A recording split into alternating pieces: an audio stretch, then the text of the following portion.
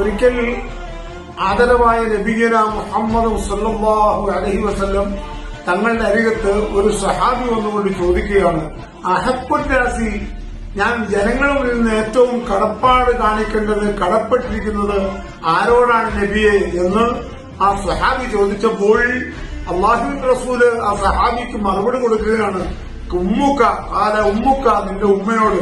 സുമ്മമൻ, പിന്നീട് ആരോടാണ് നബിയെ? കാല ഉമ്മുക്ക, നിന്റെ ഉമ്മയോട്. സുമ്മമൻ, പിന്നെ ആരോടാണ് നബിയെ? കാല ഉമ്മുക്ക, നിന്റെ ഉമ്മയോട്.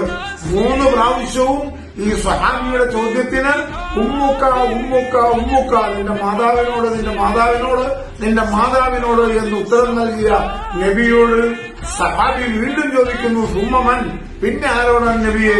കാല അബൂക്ക, നിന്റെ വാപ്പയോട്, നിന്റെ പിതാവിനോട്, നിന്റെ പിതാവിനോട്. അപ്പോൾ 3 കൂറും മാതാവിനോട് കടപ്പാട് കാണിക്കണമെന്നും മാതാവിന് കടപ്പെട്ടിരിക്കണമെന്നും 4മതാണ് പിതാവിന്റെ കാര്യം പറഞ്ഞത്. അത്രയും പ്രാധാന്യം മാതൃ സ്നേഹത്തിന് മാതാവിന്റെ മുന്നില് മക്കൾക്കുണ്ട്. മക്കൾ അത്ര വിധേയത്വം ആ മാതാവിനോട് കാണിക്കണം. എന്നാൽ ആ അത്തരത്തിലുള്ള ഒരു മാതാവിനെ, ഒരു ഉമ്മയെ സ്വന്തം മകൻ തേങ്ങാ പൊതിക്കുന്ന ഒരു കൊടുവാള് കൊണ്ട് വെട്ടിക്കൊലപ്പെടുത്തിയ സംഭവമാണ് ഇന്നത്തെ ചന്ദ്രിക പത്രം നമുക്ക് തന്നത്. ഇന്നത്തെ ചന്ദ്രിക പത്രത്തിലൂടെ നാം കേട്ടതാ, നാം തരിച്ചുപോയി.